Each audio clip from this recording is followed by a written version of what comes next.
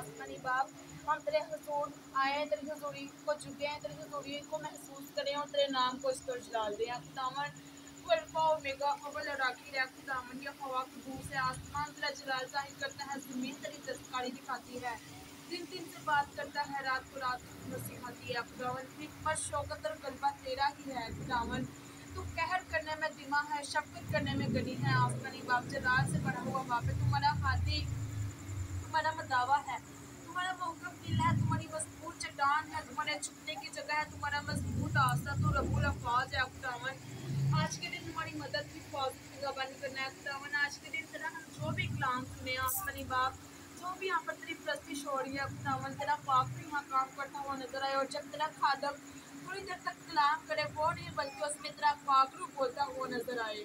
खुदावन तेरी आगे दुआ मांगती हूँ अपने खादम के साथ में आसमानी बाप, जैसे तूने अपने खादम दिन की आने में मदद की, हिफाजत की, निगहबानी की। खुदावन किसी तरह जब ये वापस जाए इनकी निगहबानी हिफाजत करना आसमानी बाप, कोई मुसीबत कोई रुकावट जिन पर आसमानी बाप हैवी ना होने पाए। खुदावन और ये और भी ज्यादा आसमानी बाप तेरे जलाल के लिए आसमानी बाप काम कर सके और आसमानी बाप लोगों की बरकत का वसीला बन सके। खुदावन शुक्रगुजार है